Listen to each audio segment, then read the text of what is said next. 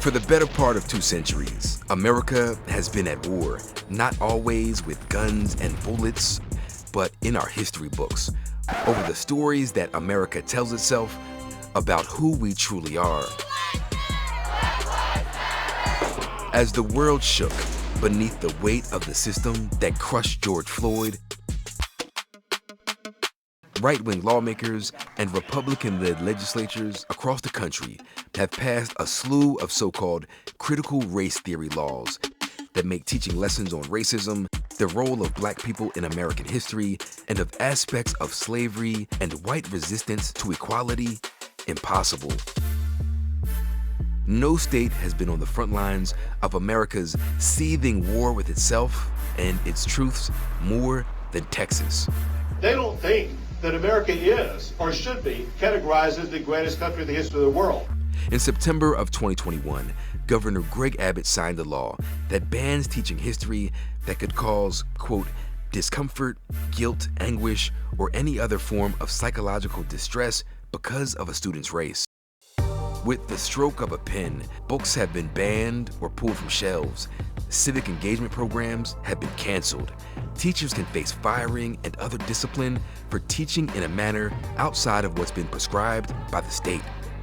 You're asking me to forget what actually happened, to forget about Jim Crow? Are you telling me to forget about the lynchings that took place right here in Texas? This whitewashing has become so insidious, so far-reaching, that the Texas Board of Education fielded a proposal to substitute the word slavery for involuntary relocation.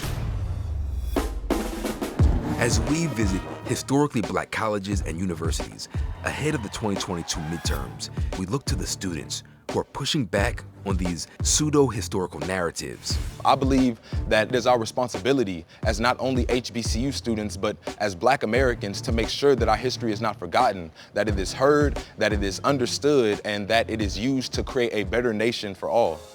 Because after all, it was Texas Southern University students who took a stand 60 years ago to do just that by staging Houston's first sit-in at an all-white lunch counter to dismantle racist segregation laws.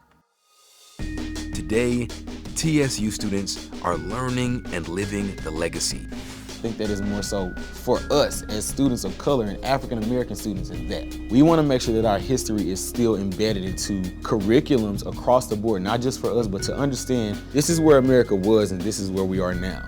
And this is why things are the way they are. And for the way things were and are now, how do we prepare for the next chapter in our own story?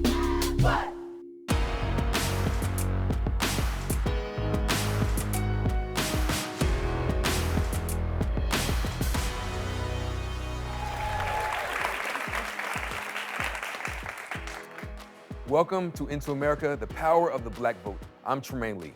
Over the next several weeks, we're traveling to HBCUs all across the South to hear from young Black voters on what matters most to them. And we're honored to kick things off right here at Texas Southern University. Let's give it up.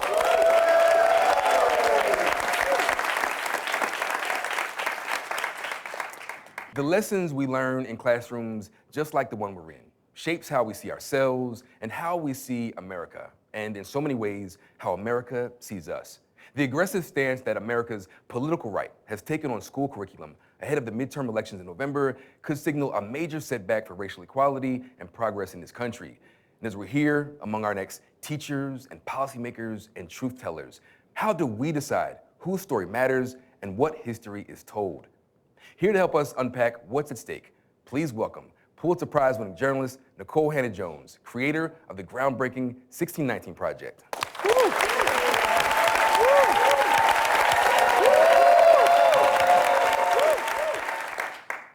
NBC News senior investigative reporter Mike Hixenbaugh. He recently won a Peabody for reporting on the culture wars. He's based right here in Houston.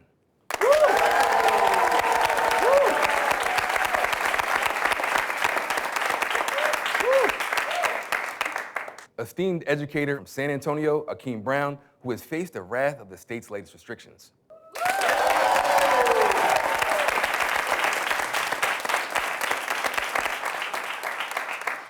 And last, but certainly not least, let's give it up for one of your own, TSU Student Government Association President, Dexter Maryland.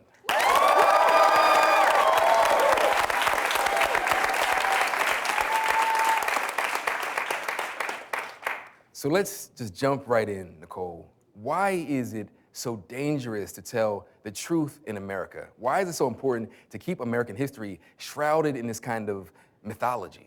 That's a great question. That's a 2-hour lecture, but I'll try to keep it short. What we kind of typically think about as history is really memory. So it's kind of how do we as a society collectively think about ourselves?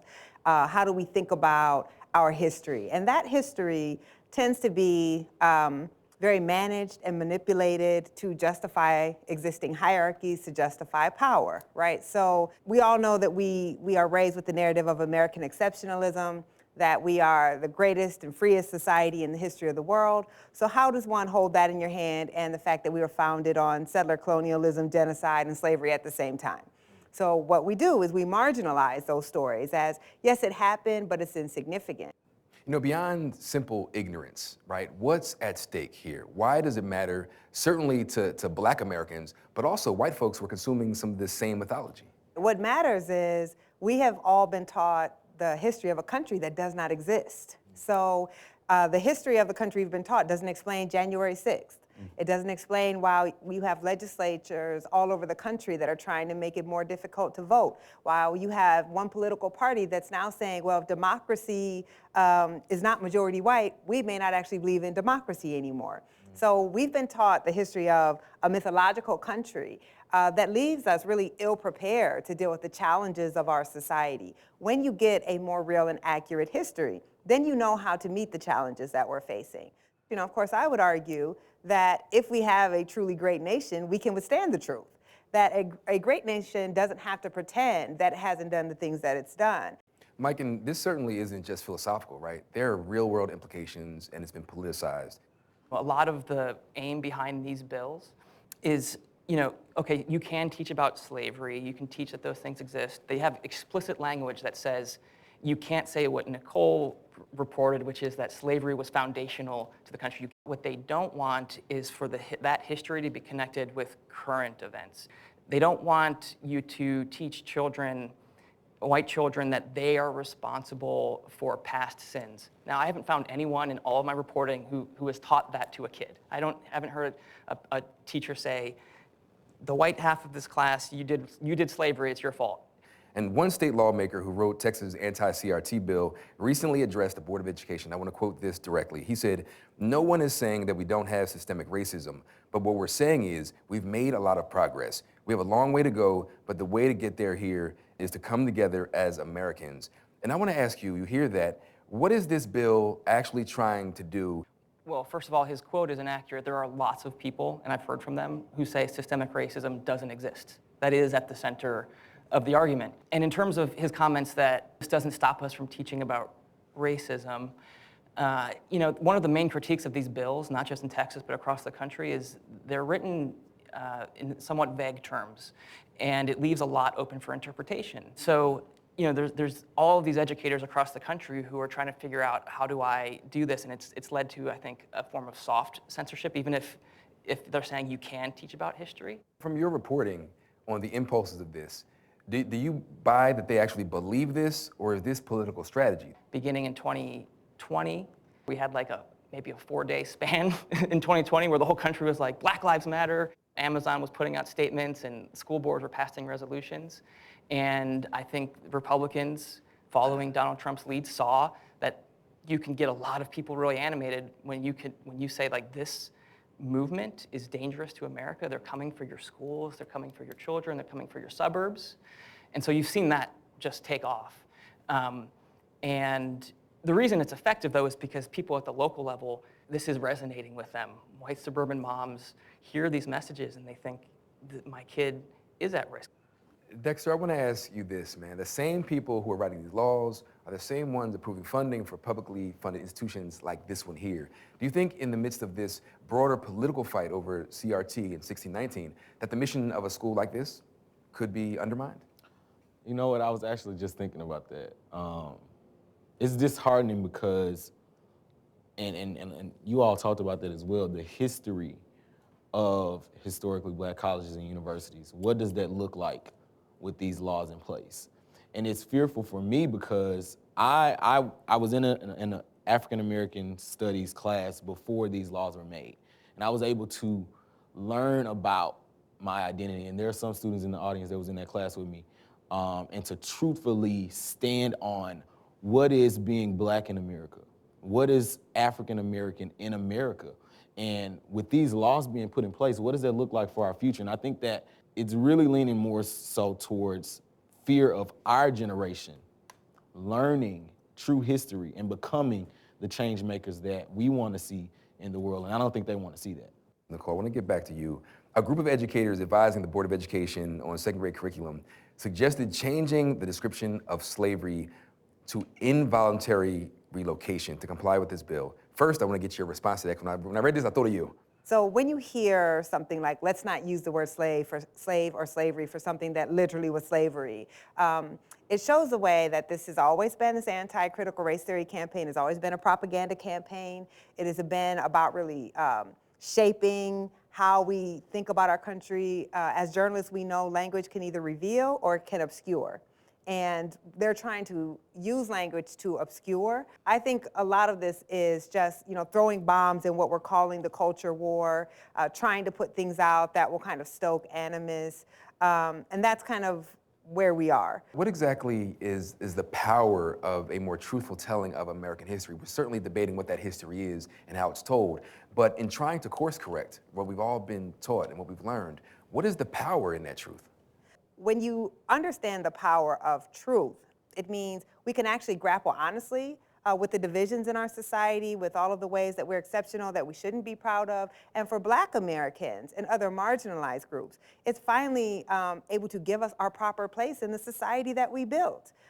It is an extremely demeaning thing to grow up a Black child in this country, and the only time you ever see yourself is to know that white people enslaved you, white people freed you, and then 100 years later, Dr. King had a dream, and we don't talk about why 100 years later he needed to have this, March on Washington.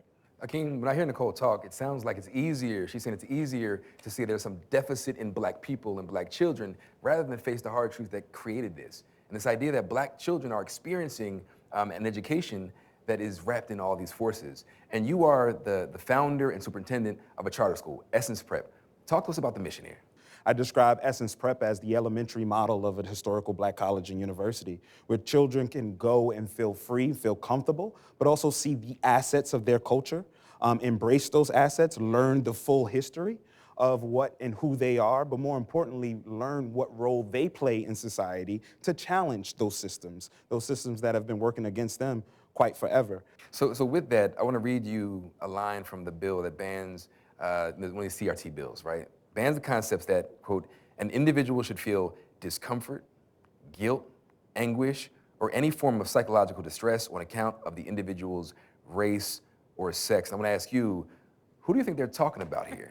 Who are they protecting here? Well, after the 6-month battle that I faced with the Texas Education Agency, specifically with the State Board of Education, I know they're not talking about us. They were really speaking about white children, right? They wanted to protect those suburban communities, North Texas, East Texas, those areas in which we're not predominant in those communities. So they weren't speaking about us. Essence Prep was founded for that very reason, so that children of color no longer feel discomfort, because we feel that every day. Every day that a young Black woman is sent home because of the braids in her hair, the barrettes that she decides to wear, her tone in her voice, that is the discomfort because of her sex, because of her race. And that is exactly what we're trying to reverse at Essence Prep.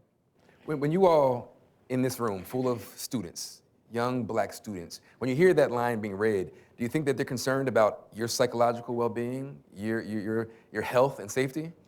No. Not even just a little bit? They said they're worried about the kids, not y'all?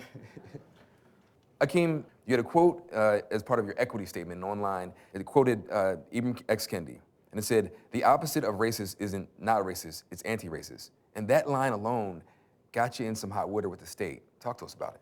My population of students are 46% African American. So the students that I serve, they are quite often forgotten, neglected, and disregarded, whether that is in creating curriculum, whether that it's purchasing textbooks, whether that's, discipline policies. And so, when we talked about our equity statement, we being my board and I, the board that helped found the school, it was this idea that everything that Essence Prep has and will be is anti-racist. We cannot be a part of these systems that have prevented people like me the opportunity to become a superintendent, right? To be a free-bearing individual who speaks the truth. What about that statement do you think got under their skin? It's this idea that, we were talking about empowering people that should not be empowered. We were talking about giving tools and supporting young people so that they could change or redefine the possibilities, not only for themselves, but for their communities. Tremaine, one thing that we put in our application that they were feared of was this idea of public policy. We had a public policy approach. We wanted our young people to use project-based learning and really tap into what's happening. So topics like how do we mitigate the effects of gentrification, displacement, right? How do we have conversations about the water treatment cycle, which we know is an issue in Black and brown communities. Those type of things are what topics I put in the application, and that scared folks. We were giving young Black children power, information.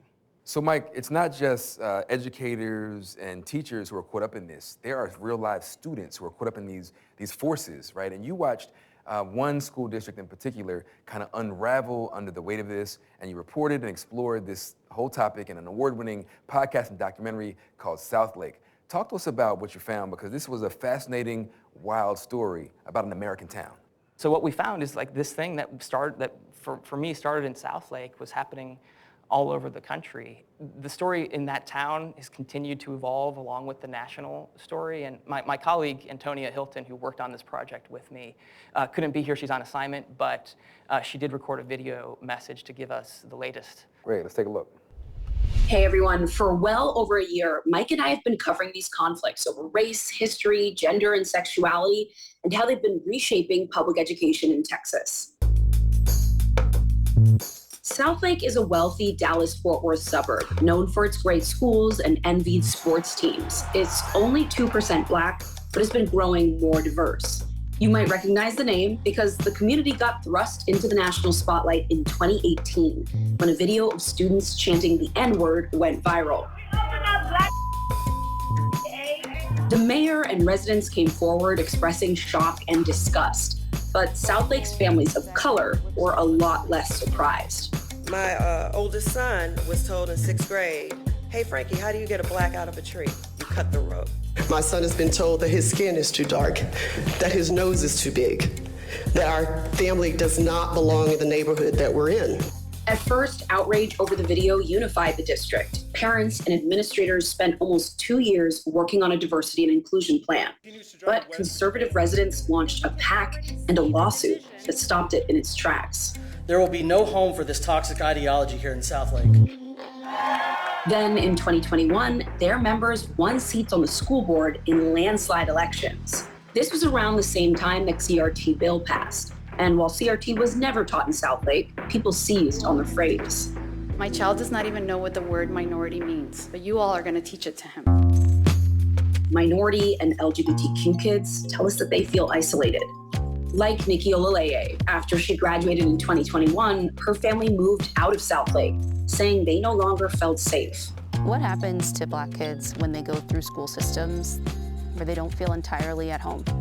I think that it strips them of their identity, and I think that they leave a shell of the person that they once were. Do people here understand that? I think they do. That Black people want to get out? Oh yeah, I think they do, and I think that in a way, that's part of what they want. I have to ask, how many of you all, after seeing this, experienced that kind of school district where you felt it was a hostile environment, by show of hands? And how many of you went to a school where you felt your identity was affirmed? Wow. So few. So more in this room felt like they experienced hostility than affirmation. Mike, I want to ask you this, Mike. So students went back to Southlake recently. Is there anything being done to protect students of color? Because watching that video, I'm concerned for them. After the, we'll call them anti-critical race theory candidates took over the school board, they shut down that diversity plan, and the school district has said, yeah, We are making sure that we're going to address every student's complaint about discrimination or about bullying, regardless of race. They're kind of doing a very race neutral approach. But the students I talk to, they see the story, and it makes just the story itself of what's happened in their town affects them emotionally. And that school board is implementing policy that is leaving teachers afraid to have certain books in their classroom libraries, afraid to say the wrong thing about history in their class. Akeem, watching this all play out in Southlake, the moment I saw that, I said, wow, it's just 2% black. Certainly those kids have found themselves in the crossfire, but it also seemed like this is reflective of white America's identity crisis with itself. Some white parents saying, hey, we need to adopt a more diverse kind of education, and then the groundswell against that happens. And so I wonder, in a black educational context, what can black educators do for black children to affirm who they are in those spaces? I think, one, we have to step up. I think it's not enough or just enough for us to be black and in the classroom.